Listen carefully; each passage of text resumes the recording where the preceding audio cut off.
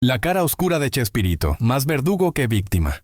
El mito de la víctima se desmorona. Durante décadas, los fanáticos de El Chavo del Ocho han comprado la narrativa de que Roberto Gómez Bolaños era una víctima de las circunstancias, especialmente de Doña Florinda y los malvados ejecutivos de Televisa. Pero la realidad es muy diferente. Cuando rascas la superficie dorada de Chespirito, encuentras a un tipo que no tuvo problema en joder a quien fuera necesario para construir su imperio televisivo. La verdad incómoda es que Roberto Gómez Bolaños fue un maestro en el arte de la manipulación empresarial y personal. Mientras el público lo veía como el tierno creador de la vecindad más famosa de México, él estaba ocupado consolidando poder, eliminando competencia y construyendo un monopolio sobre todo lo que tocaba.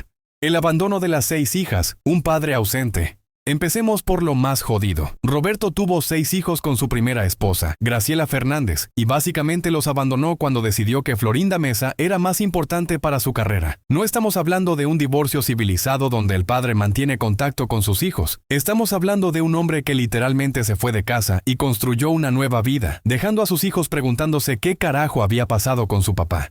Los testimonios de sus hijos hablan de un hombre obsesionado con su trabajo, que priorizaba la fama y el dinero por encima de sus responsabilidades como padre. Mientras interpretaba al tierno chavo que buscaba una figura paterna, en la vida real estaba negando esa misma figura a sus propios hijos. La ironía es tan amarga que duele. El robo de la prometida, Florinda y el director segoviano. Una de las historias más cabronas es cómo Chespirito le quitó la prometida a Enrique Segoviano, quien era el director de sus programas y uno de los co-creadores del concepto de El Chavo. Segoviano no solo perdió a su mujer, también perdió reconocimiento por su trabajo creativo. Florinda Mesa no era solo una actriz bonita que llegó al programa. Era la prometida de Segoviano, el tipo que estaba ayudando a construir el éxito de Chespirito. Pero Roberto vio una oportunidad y la tomó, sin importarle que estuviera destruyendo una relación personal y profesional que había sido fundamental para su ascenso. El resultado fue que Segoviano se quedó sin crédito por su trabajo creativo, sin reconocimiento por su aporte al programa y sin la mujer que amaba. Todo para que Chespirito pudiera tener a su musa y controladora creativa. Es el tipo de movimiento que haría un villano de telenovela, no el supuesto héroe nacional que todos creían que era. La envidia hacia Kiko, el éxito que no podía controlar. Carlos Villagrán abandonó el programa en 1979 y continuó utilizando el personaje en otros proyectos, lo que desencadenó una disputa legal con Gómez Bolaños sobre los derechos de autor. Pero la verdad es que el conflicto venía de mucho antes y tenía que ver con algo que Chespirito no podía soportar, que Kiko fuera más popular que el Chavo.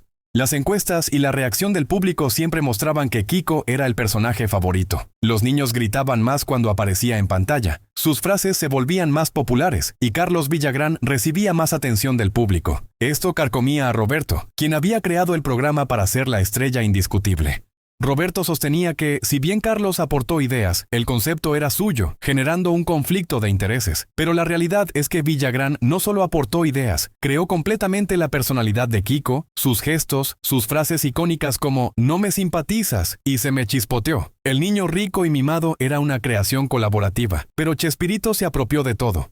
El sistema de explotación creativa. La estrategia de Roberto era genius y siniestra a la vez.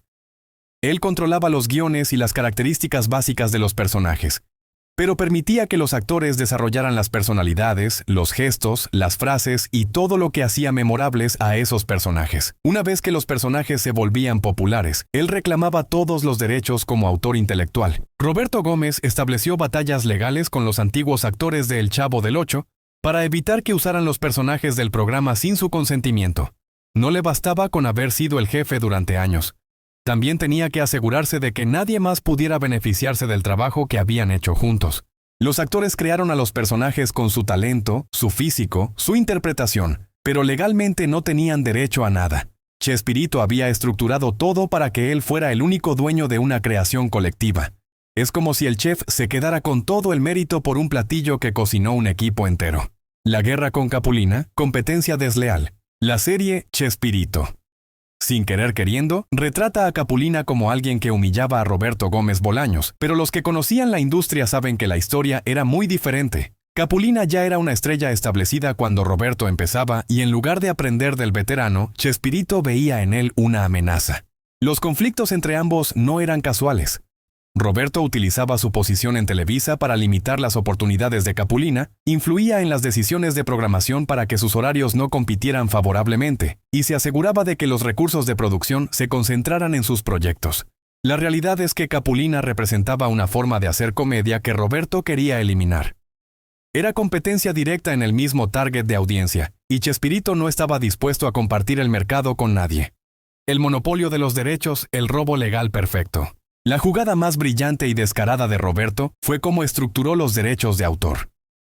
Los derechos sobre los icónicos personajes y guiones creados originalmente para la televisión quedaron en manos de su hijo Roberto Gómez Fernández.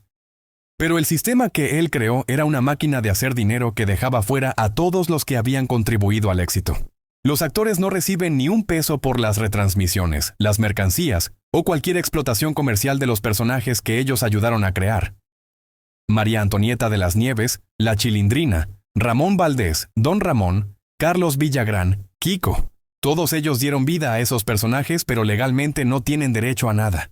Es como si Walt Disney hubiera creado Mickey Mouse, pero no le pagara ni un centavo a la persona que le puso la voz durante décadas. La diferencia es que aquí estamos hablando de actores que no solo pusieron la voz, sino el cuerpo, la personalidad y la creatividad que hizo famosos a esos personajes.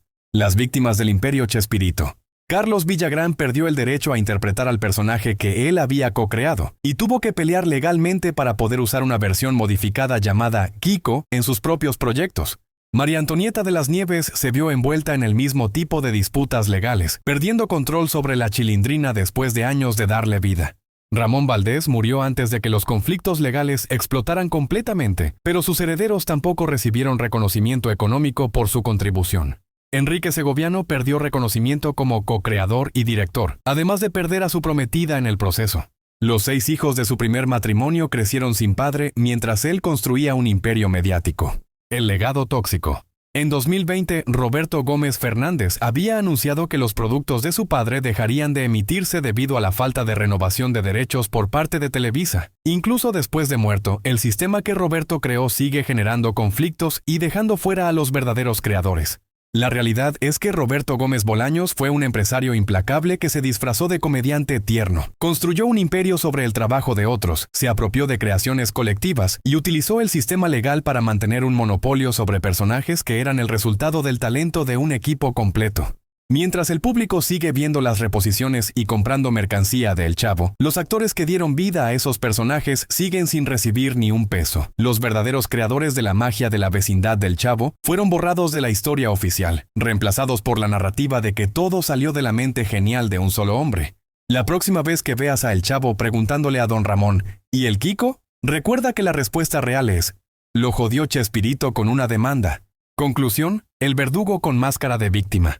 Roberto Gómez Bolaños no era la víctima de Doña Florinda que tanto tiempo nos vendieron. Era Doña Florinda en la vida real, controlador, manipulador y dispuesto a joder a quien fuera necesario para mantener su posición de poder. La diferencia es que él era mucho más efectivo en sus putadas, porque tenía el poder legal y económico para hacerlas permanentes. Su verdadero legado no son las risas que generó, sino el sistema de explotación creativa que perfeccionó. Un sistema donde el genio creativo se apropia del trabajo colectivo, utiliza el marco legal para proteger sus intereses y deja a los verdaderos artistas con las manos vacías.